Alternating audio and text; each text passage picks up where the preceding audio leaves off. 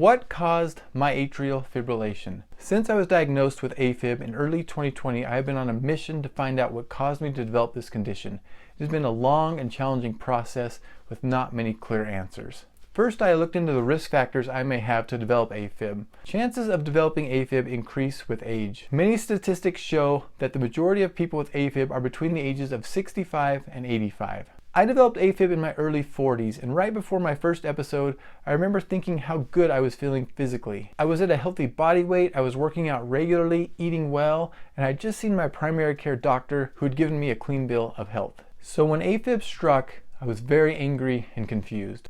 I really thought there was something that I had done to cause AFib to happen to me. The first risk factor I had for developing AFib was that it ran in my family, as my father had developed AFib when he was 68 years old.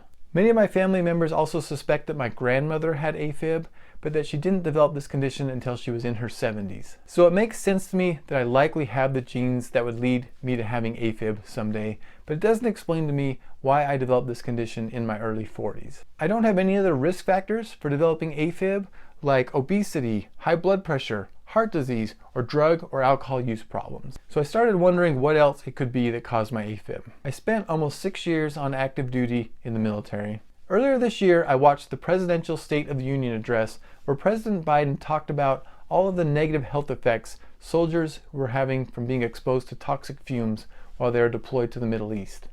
And our troops in Iraq and Afghanistan have faced many dangers. One being stationed at bases breathing in toxic smoke from burn pits.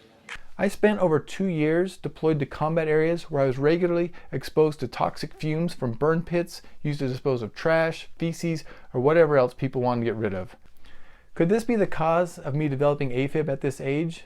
I spoke to the Veterans Administration and they told me that atrial fibrillation is not currently recognized as a condition that is caused by toxic fumes. I'm not completely ruling this out as a cause, but definitely no clear answers. Sleep apnea is another known cause of AFib. I recently saw my primary care doctor. He did an assessment on me and believed I was a very low risk to have sleep apnea.